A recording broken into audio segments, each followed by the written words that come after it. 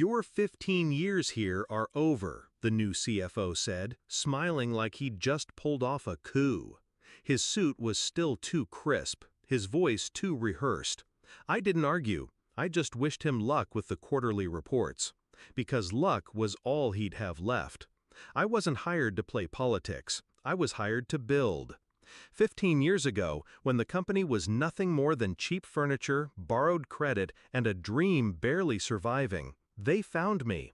A kid who spoke in models, forecasts, and numbers that breathed like organisms. I gave their chaos structure. I built the financial architecture brick by brick, turning broken ledgers into a living system. And the system delivered. Growth curves, forecasts, expansions. The company became its numbers, and the numbers were mine. The board shook my hand after every profitable quarter. The old CEO called me his anchor. For years, I believed that meant security, but anchors can also drown you. It started small, a locked door where I used to walk freely, a strategy meeting where my name was left off the invite, forecast models altered without my knowledge. At first, I thought it was oversight, until I saw the signatures on the updated reports. Not mine, his, the new CFO. I studied the edits. Smoother curves, rosier predictions. Too perfect. Numbers designed to charm a boardroom, not reflect reality. Fiction dressed up as strategy. I knew then this wasn't incompetence. This was a rewrite.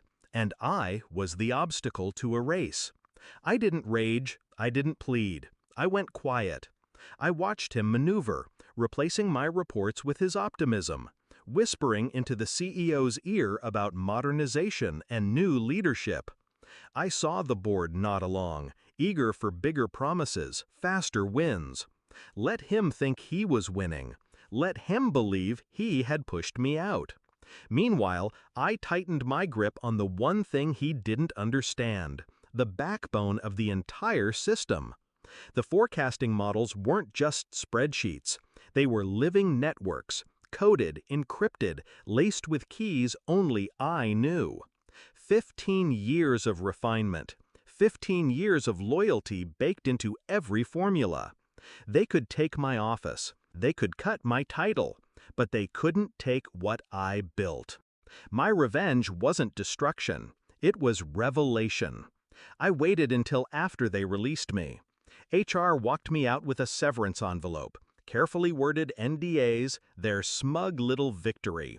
I signed everything, smiled for the cameras, gave them no reason to suspect. But the system remained mine. And I'd written safeguards into its DNA long before the new CFO learned how to spell variance. The models were designed to reject false data. When tampered with, they defaulted to a single response: access denied, flagged under my name. All I had to do was step aside, let him feed his lies into the machine, and wait. It happened faster than I expected. The next morning, my phone buzzed. Unknown number. I answered. It was the CEO himself.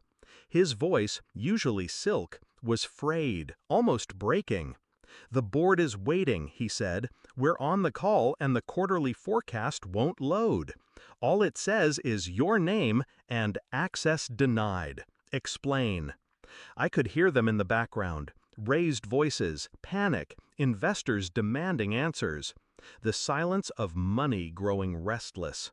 I leaned back in my chair, the severance envelope unopened on my desk. I could have explained. I could have saved them. Instead, I said, calmly, "Perhaps your new CFO can walk you through it."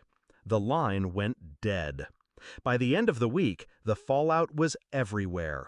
Investors furious. Projections exposed as fiction. The CFO who replaced me? Gone. Dismissed. His career torched before it ever began.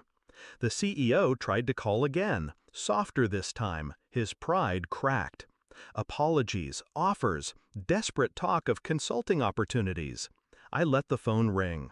I wasn't interested in returning. Revenge wasn't about reclaiming a seat at their table. It was about showing them who really owned the foundation. They thought they could erase me, but you can't erase the architect from his own blueprint. I walked away lighter.